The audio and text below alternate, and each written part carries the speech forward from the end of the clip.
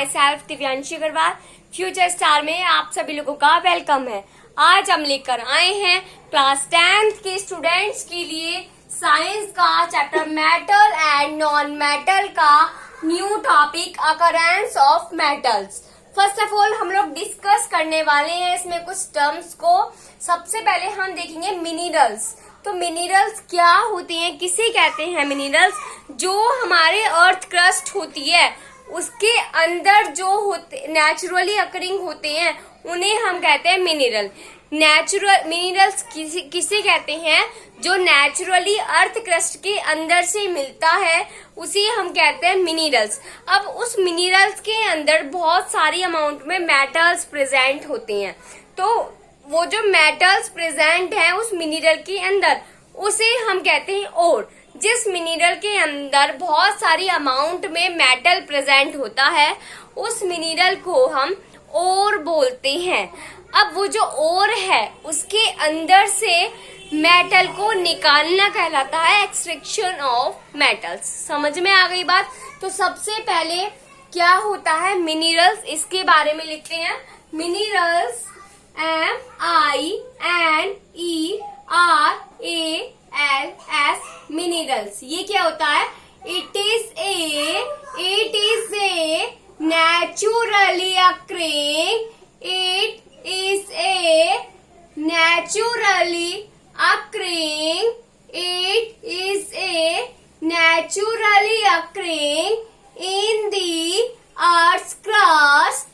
in the earth's crust is called minerals। जो हमारे nature में अकर होते हैं अर्थ क्रस्ट के अंदर उन्हें हम मिनरल्स कहते हैं। अब बात आती है ओर्स किसे कहते हैं? ऐसे मिनरल्स जिसमें लार्ज अमाउंट में मेटल प्रेजेंट होता है। Minerals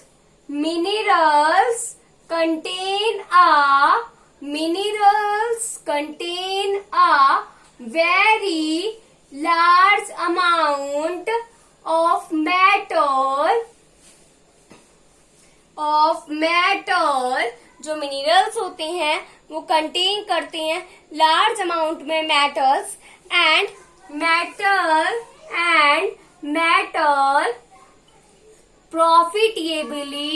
profitably extracted from it।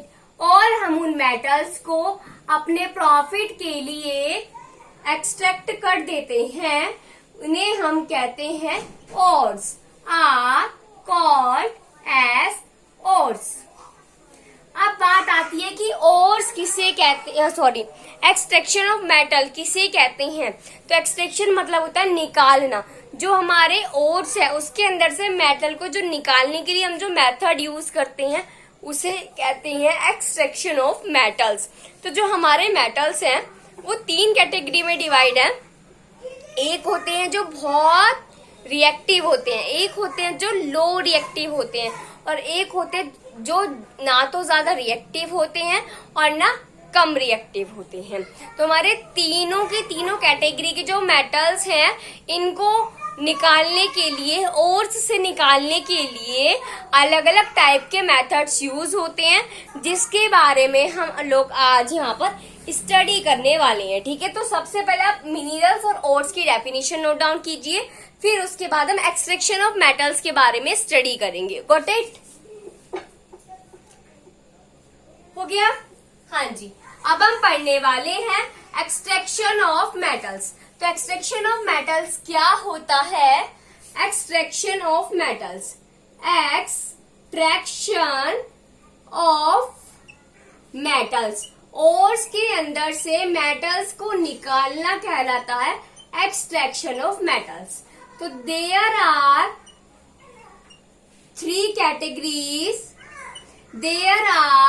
3 categories of metal on the basis of reactivity के बेसिस पर, on the basis of reactivity के बेसिस पर जो मेटल्स हैं इनकी 3 कैटेगरी होती हैं। एक होता है हमारा हाई रिएक्टिव मेटल, एक होता है हमारा हाई रिएक्टिव मेटल और एक होता है medium reactive metal, medium reactive metal, और एक होता है हमारा लो रिएक्टिव मेटल। क्या होता है? Low reactive metal. अब बात आती है कि हाई रिएक्टिव मेटल कौन से होते हैं। ठीक है, तो हमारे हाई रिएक्टिव मेटल कौन से होते हैं, सबसे पहले हम उनके बारे में स्टडी करते हैं। जो हमारे हाई रिएक्टिव मेटल है वो होते हैं सोडियम, पोटाशियम, कैल्शियम। ठीक है, हमारे हाई रिएक्टिव मेटल होते हैं सोडियम, पोटाशियम, कैल्शियम, मैग्नीशियम। ठीक है, अब बात करें जो हमारा मिडल रिएक्टिव मेटल है वो कौन से होते हैं, तो वो होते हैं हमारे एक तो जिंक, कौन सा होता है हमारा? Zinc, iron, lead, zinc, iron, lead, ये होते हैं हमारे मीडियम रिएक्टिव मेटल। और एक होते हैं हमारे लो रिएक्टिव मेटल। तो लो रिएक्टिव मेटल कौन से होते हैं?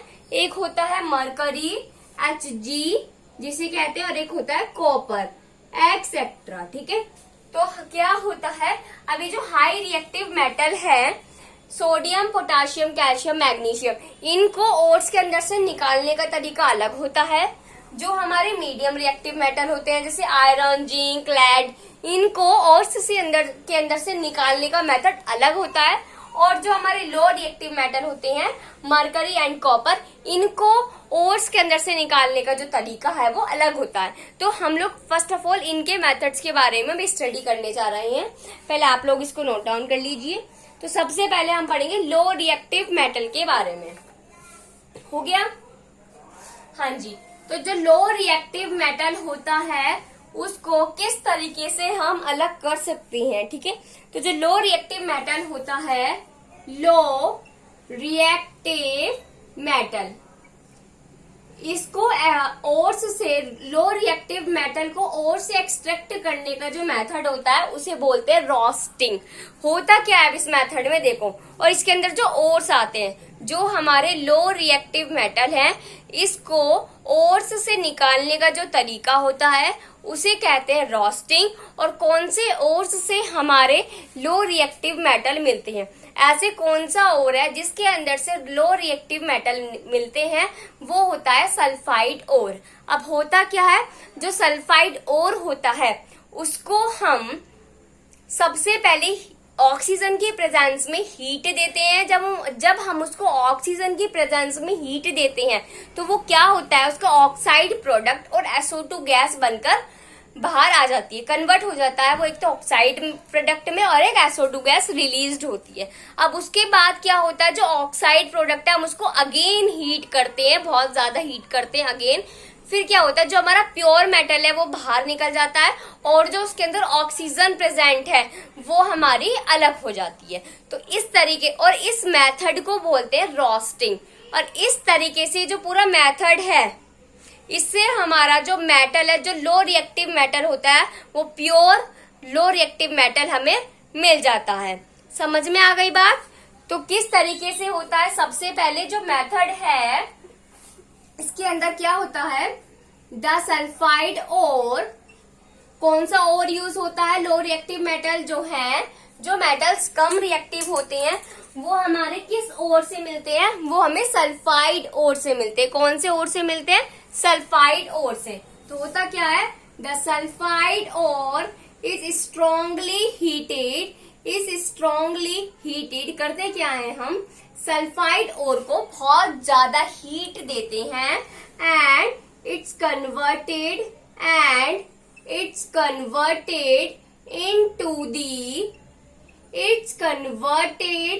into the oxide product and SO2 gas is released,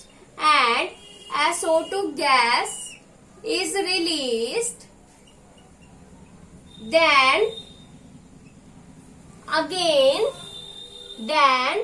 again strongly heated, फिर हम दोबारा स्ट्रॉन्गली हीट करते हैं ऑक्साइड प्रोडक्ट को oxide product and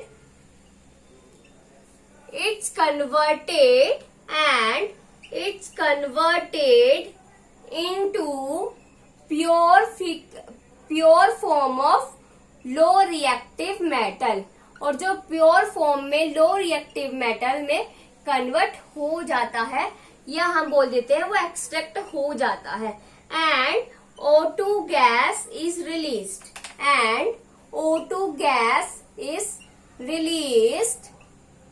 This method also known as roasting, और इस मेथड को हम रोस्टिंग कहते हैं. समझ में आ गई बात? पहले इसको समझो, फिर उसके बाद हम एक एग्जाम्पल से इसको और भी अच्छे से समझेंगे. होता क्या है, जो हमारे लो रिएक्टिव मेटल होते हैं उनके अंदर वो हमें कहाँ से मिलते हैं. सबसे पहले बात ये है, जो लो रिएक्टिव मेटल होते हैं वो हमें सल्फाइड ओर से मिलते हैं.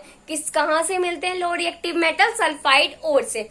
और अब वो जो सल्फाइड ओर है उसके अंदर से लो रिएक्टिव मेटल को निकालने के लिए हम जिस मेथड का यूज करते हैं उसे कहते हैं रोस्टिंग. होता क्या है, इसके अंदर सल्फाइड ओर को बहुत स्ट्रांगली ऑक्सीजन की प्रेजेंस में हीट करा जाता है, और जब वो हीट हो जाता है तो वो एक फॉर्म करता है ऑक्साइड प्रोडक्ट और रिलीज करता है SO2 गैस. अब अगेन जो ऑक्साइड प्रोडक्ट है उसको फिर हम हीट करते हैं बहुत स्ट्रांगली, तो क्या होता है, जो हमारा प्योर फॉर्म में लो रिएक्टिव मेटल होता है वो बाहर निकल जाता है, और जो हमारा ऑक्सीजन गैस है वो रिलीज हो जाती है. और इस तरीके से ये जो पूरा मेथड है इसे हम रोस्टिंग कहते हैं, और इस तरीके से हमारा जो प्योर फॉर्म में लो रिएक्टिव मेटल है वो बाहर निकल आता है सल्फाइड ओर के अंदर से. समझ में आ गई बात? अब एक एग्जाम्पल के थ्रू इसको बहुत अच्छे से समझते हैं. हो गया नोट डाउन? हाँ जी, एक एग्जाम्पल लिख लेते हैं. जैसे 2HgS, ठीक है, और जब मैं इसको हीट करूंगी ऑक्सीजन की प्रेजेंस में तो ये मेरा बना देगा एक ऑक्साइड प्रोडक्ट और SO2 गैस.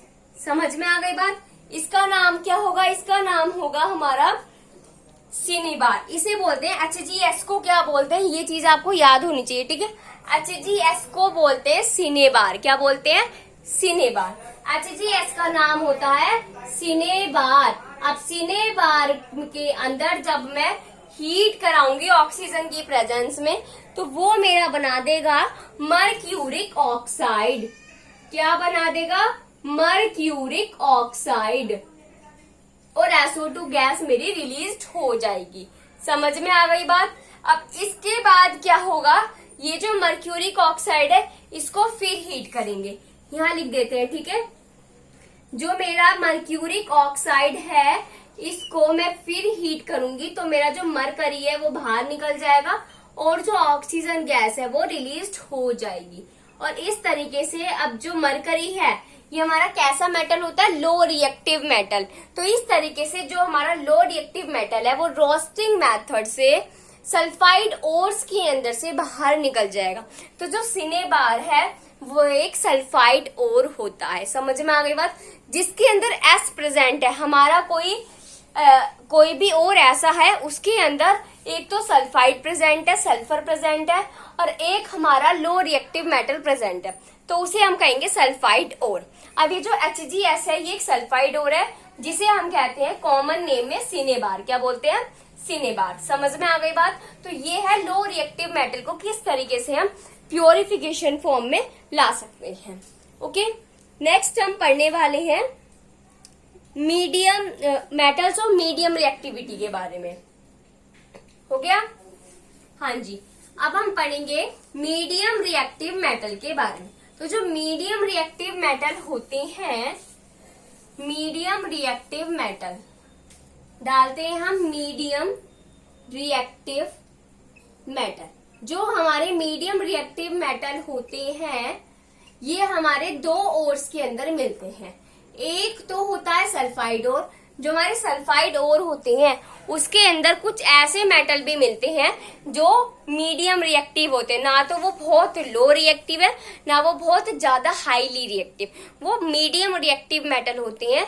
कुछ सल्फाइड ओर के अंदर ऐसे मेटल्स मिलते हैं जो मीडियम रिएक्टिव होते हैं, और जो हमारे कार्बोनेट ओर होता है उसके अंदर भी मीडियम रिएक्टिव मेटल ही मिलता है।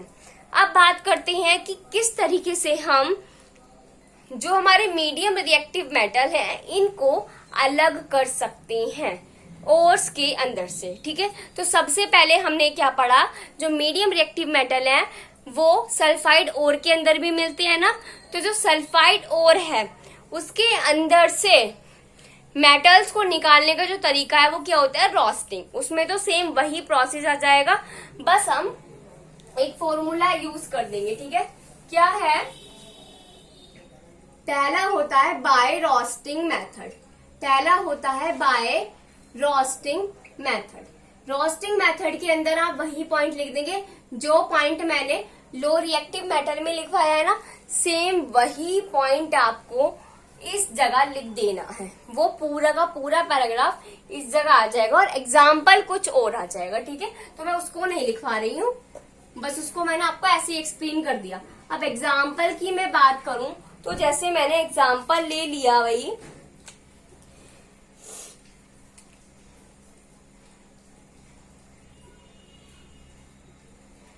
जैसे मैंने एग्जाम्पल ले लिया जिंक, ZnS। ठीक है, मैंने एग्जाम्पल ले लिया ZnS। ठीक है, अब ये जो है इसकी रिएक्शन जब मैं कराऊंगी ऑक्सीजन की प्रेजेंस में हीट देकर, तो ये मेरा बना देगा ZnO प्लस SO2 गैस। समझ में आ गई बात।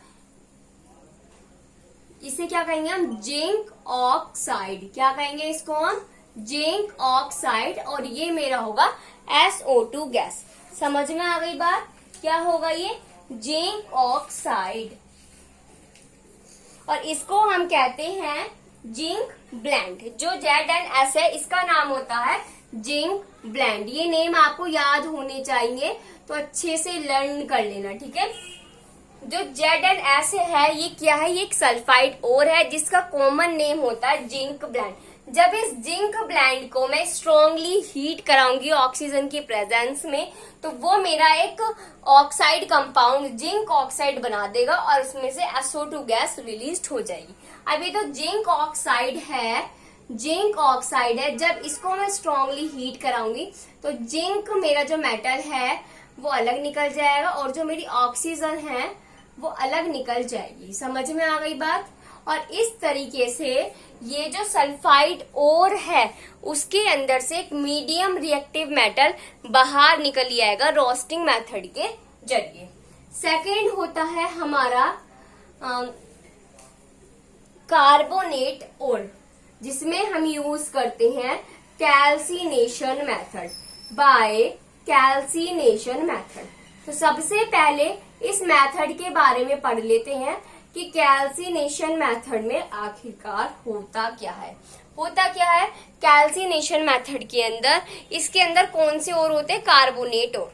तो जो कार्बोनेट ओर होते हैं उसके अंदर से मीडियम रिएक्टिव मेटल को अलग निकालने के लिए जिस मेथड का हम इस्तेमाल करते हैं उसे कहते हैं कैल्सिनेशन। समझ में आ गई बात। अब कैल्सिनेशन के अंदर होता क्या है, जो हमारा कार्बोनेट ओर होता है उसको हम बहुत ज्यादा स्ट्रांगली हीट करते हैं और वो कन्वर्ट हो जाता है हमारा ऑक्साइड प्रोडक्ट में, और साथ में उसमें से कार्बन डाइऑक्साइड गैस रिलीज हो जाती है। अब जो हमारा ऑक्साइड प्रोडक्ट है उसकी रिएक्शन फिर हमें कार्बन के साथ कराते हैं। जब हम उसकी रिएक्शन कार्बन के साथ कराते हैं तो जो हमारा प्योर मेटल है वो तो बाहर निकल जाता है और साथ में कार्बन मोनोऑक्साइड गैस रिलीज हो जाती है। समझ में आ गई बात। देखिए लिखते हैं हम सबसे पहले बाय कैल्सिनेशन मेथड में होता क्या है, द कार्बोनेट और जो कार्बोनेट और होता है उसको हम हीट करते हैं।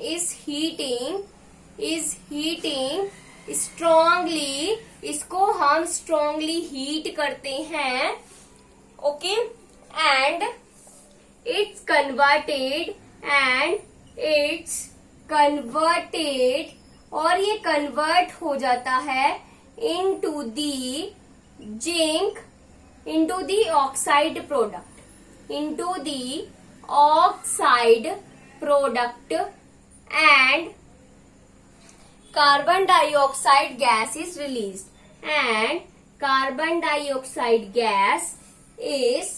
Released, then again zinc oxide एक तरीके से ऑक्साइड कहेंगे हम इसको, इसमें जिंक का एग्जांपल ही लेंगे यही वाला, ठीक है।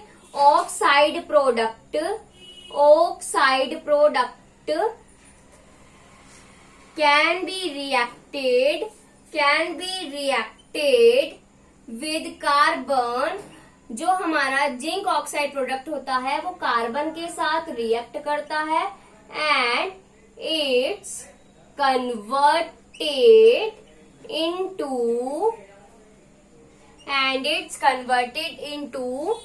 pure metal and carbon monoxide gas is released, और इस मेथड को कहते हैं कैल्सिनेशन मेथड। समझ में आ गई बात। कैल्सिनेशन मेथड के अंदर क्या होता है, कैल्सिनेशन मेथड का यूज हम मीडियम रिएक्टिव मेटल को निकालने के लिए करते हैं। अब कौन सा ओर होता है जिसके अंदर मीडियम रिएक्टिव मेटल मिलता है, तो कार्बोनेट ओर के अंदर मीडियम रिएक्टिव मेटल मिलता है। अब कार्बोनेट ओर को हम क्या करते हैं, स्ट्रांगली हीट करते हैं, जिससे वो कन्वर्ट हो जाता है एक ऑक्साइड प्रोडक्ट में और साथ में कार्बन डाइऑक्साइड गैस रिलीज हो जाती है। अब वो जो ऑक्साइड प्रोडक्ट है उसकी रिएक्शन हम कार्बन के साथ कराते हैं और हीट करते हैं उसको भी स्ट्रांगली, और उसके बाद क्या होता है, जो हमारा प्योर मेटल है मीडियम रिएक्टिव मेटल वो हमें अलग मिल जाता है और कार्बन मोनोऑक्साइड गैस जो है वो उसमें से रिलीज हो जाती है। समझ में आ गई बात। इसका एक एग्जाम्पल देख लेते हैं अच्छे से, ठीक है। इसका एक एग्जाम्पल देख लेते हैं, जैसे ZnS है, ठीक है, जिंक ब्लेंड। ZnS का नाम क्या है, जिंक ब्लेंड। समझ में आ गई बात। इसके अंदर दूसरे एग्जाम्पल लेते हैं, इसके अंदर लेते हैं ZnCO3 का, ठीक है। ये काम करिए, पहले आप इसको नोट डाउन कर लीजिए, फिर मैं अच्छे से आपको लिखवा दूंगी।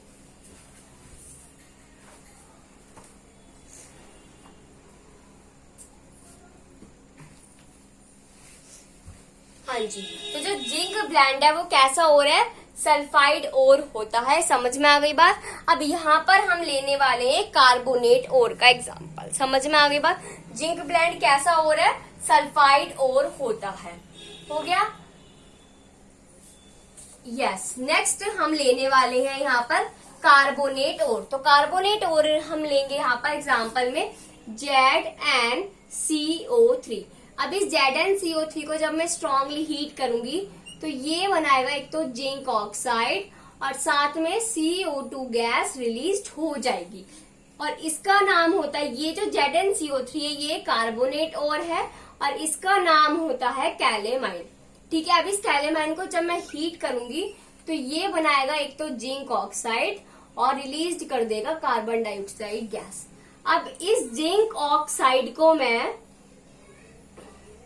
कार्बन के साथ जब रिएक्शन कराऊंगी स्ट्रांगली हीट देकर, तो ये एक तो मेरा जिंक जो मीडियम रिएक्टिव मेटल है वो प्योर फॉर्म में बाहर आ जाएगा और साथ में कार्बन मोनोऑक्साइड गैस रिलीज कर देगा। Okay, carbon monoxide gas release कर देगा। ये इसका हो गया एग्जाम्पल। समझ में आ गई बात। बाय कैल्सिनेशन मेथड का ये एक एग्जाम्पल है। जो कैलेमाइन है ये एक मेरा कार्बोनेट ओर है। जब मैंने कैलेमाइन को हीट कराया तो उसने जिंक ऑक्साइड प्रोडक्ट फॉर्म करा और साथ में कार्बन डाइऑक्साइड गैस को रिलीज किया। अब जो जिंक ऑक्साइड है जब इसकी रिएक्शन में कार्बन के साथ कराऊंगी हीट करके, तो ये एक medium reactive metal pure form में मुझे एक्सट्रैक्ट कर देगा और साथ में इसमें से कार्बन मोनोऑक्साइड गैस रिलीज हो जाएगी, जिस मेथड को हम कहते हैं calcination method. Got it. Next हम स्टडी करने वाले हैं हाईली रिएक्टिव मेटल्स के बारे में। Highly reactive metals, highly reactive metals. तो हाईली रिएक्टिव मेटल्स हमें किस में मिलते हैं?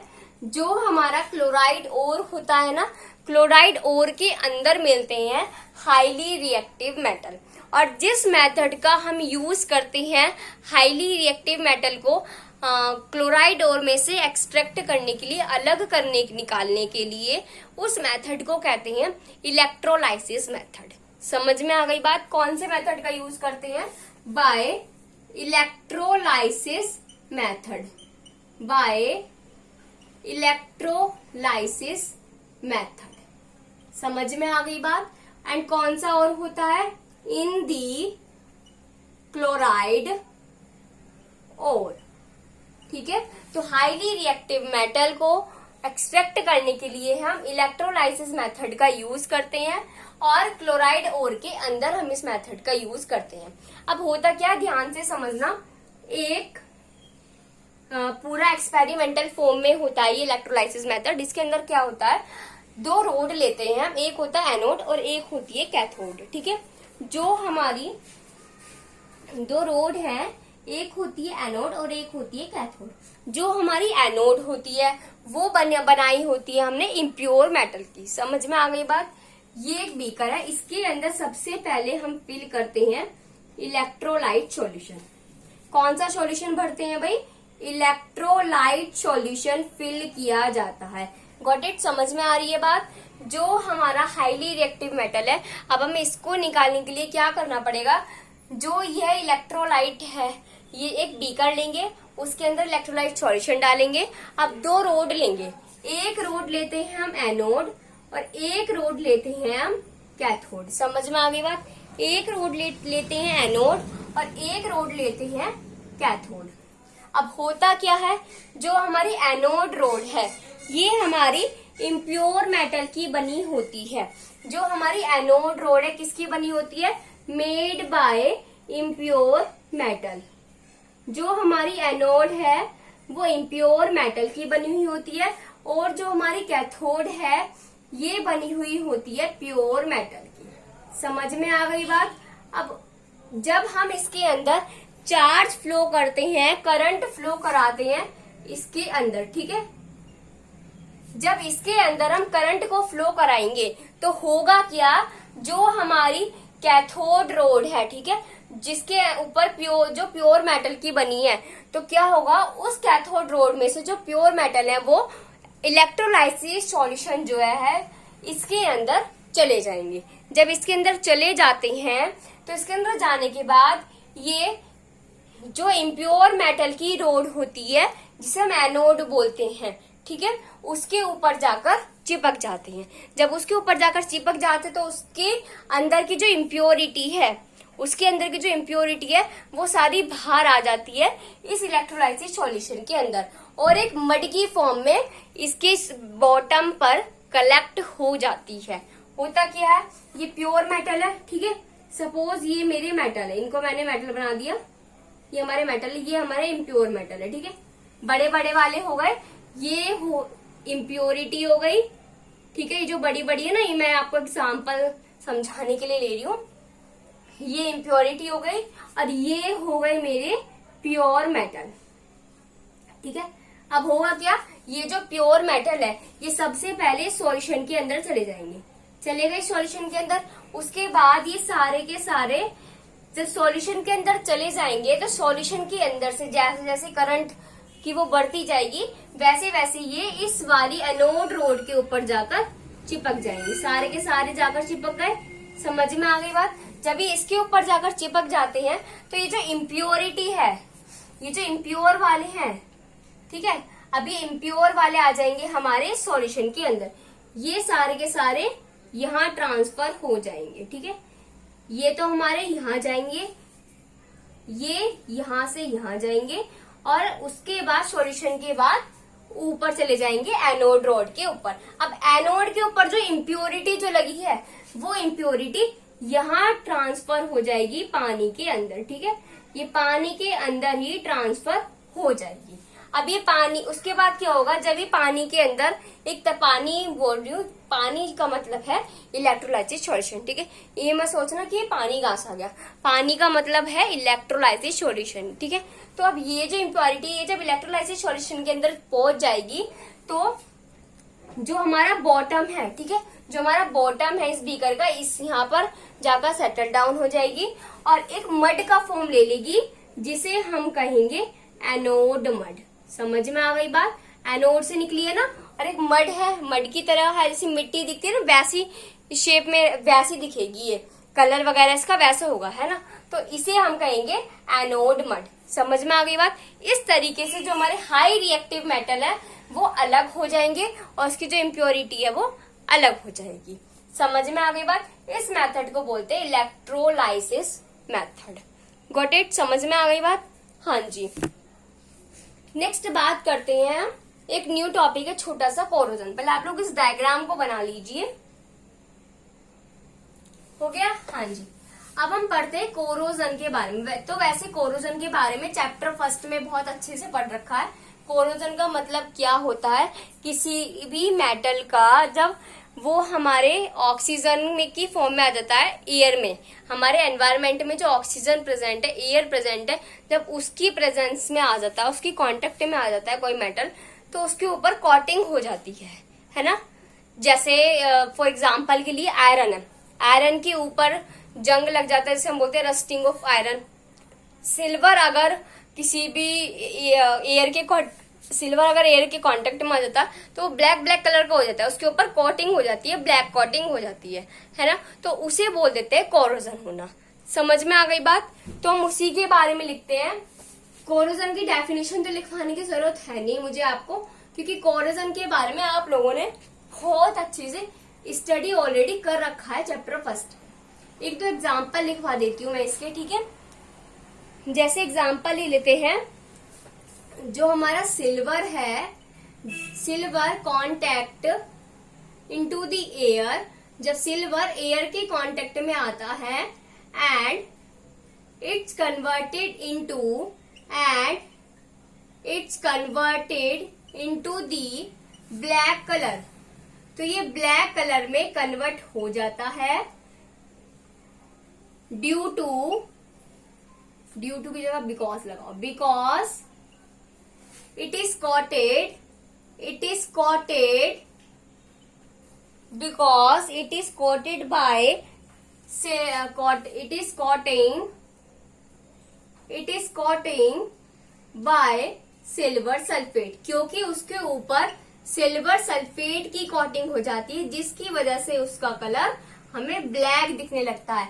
अब वो जो उसके ऊपर चांदी के ऊपर जो काली काली जो परत जम जाती है ना, वो क्या होती है, वो सिल्वर सल्फेट होता है। क्या होता है, सिल्वर सल्फेट होता है। समझ में आ गई बात। एक और एग्जांपल लेते हैं कॉपर का। Copper contact into the air and it's brown colour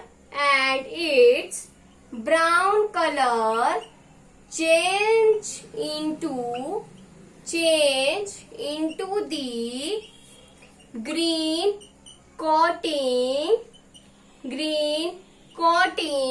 is made up of